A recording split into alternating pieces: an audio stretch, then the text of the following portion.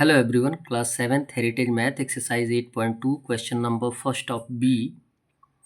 In a competition of eating pani puri, Sanchi eats 20 pieces of pani puri. एक competition में पानी पूरी के कंपटीशन में सांची 20 pieces of पानी पूरी खाती है. She will eat, वह खाएगी pieces of number of pieces of पानी पूरी in 15 minutes. तो वह 15 मिनट्स में कितनी पानी पूरीज खा सकती है या खाएगी. इसमें अधूरा क्वेश्चन दिया गया है. यदि इसमें टाइमिंग दी गई होती तो हम फाइंड आउट कर सकते थे. बाय द प्रोपोर्शन हम फाइंड आउट कर सकते हैं, by the unitary method find out कर सकते हैं. लेकिन इसमें क्वेश्चन जो है वो क्या है, इनकम्प्लीट है, इसलिए हम इसको सॉल्व नहीं कर रहे हैं. क्वेश्चन नंबर सेकंड दिया गया है. The arrangement of number 125, 5, 375 that forms a proportion is, यानी आपको 4 नंबर्स दिए गए हैं, 4 टर्म्स दिए गए हैं जिनको आपको प्रोपोर्शन में अरेंज करना है. ये क्लियर आप जानते हैं कि प्रोपोर्शन होता क्या है. प्रोपोर्शन होता है product of extreme equal product of means.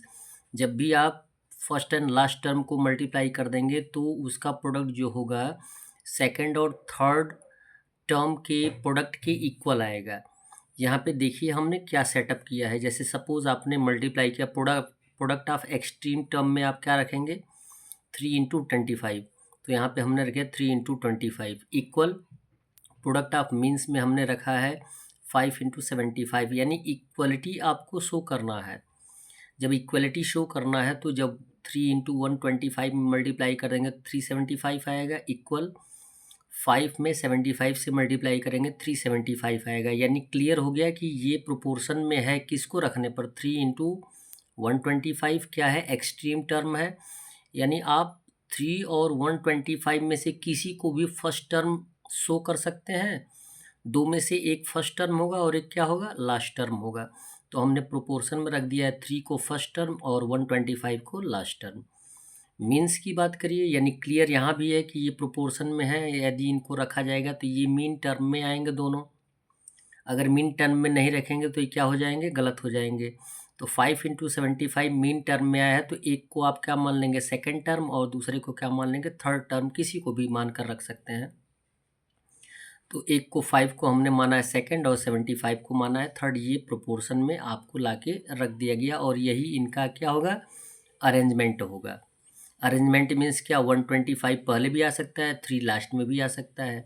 Multiply तो एक ही साथ करना है.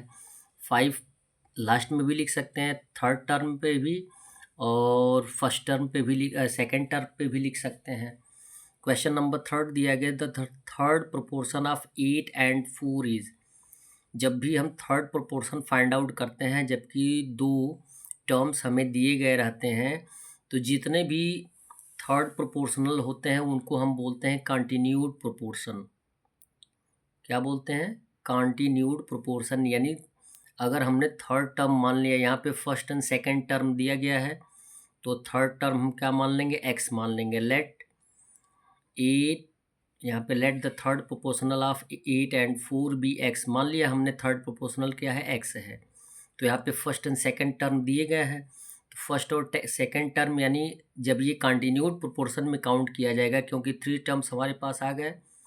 तो जब भी कंटिन्यूड प्रोपोर्शन में काउंट किया जाएगा तो जो मिड टर्म होता है यानी सेकंड टर्म होता है उसको हम सेकंड और थर्ड दोनों में काउंट करते हैं. तो जैसे हम इसको लिखेंगे 8 फर्स्ट टर्म 4 क्या है सेकंड टर्म. तो 4 को हम क्या लिखेंगे थर्ड टर्म में भी लिखेंगे, मीन टर्म में ही काउंट कर देते हैं. और उसके बाद लास्ट टर्म क्या आ जाएगा आपका एक्स आ जाएगा. तो आप फाइंड आउट कर सकते हैं क्रॉस मल्टीप्लाई करके x इंटू 8 इक्वल हो जाएगा 4 इंटू 4. एक्स का वैल्यू फाइंड आउट करना है, थर्ड प्रोपोर्शनल फाइंड आउट करना है. तो 8 इंटू एक्स इक्वल हो जाएगा 4 इंटू 4 यानी मीन टर्म हो जाएगा. और यहाँ पे क्या है एक्सट्रीम टर्म्स है. अब x का वैल्यू फाइंड आउट करना है तो 8 को ट्रांसफ़र कर देंगे तो 4 इंटू 4/8 4 1 जा 4 और 4 2 जा 8 एंड 2 1 जा 2 2 2 जा 4 यानी x का वैल्यू आ जाएगा आपका 2. That's all. वीडियो को लाइक करें और चैनल को सब्सक्राइब करें. धन्यवाद.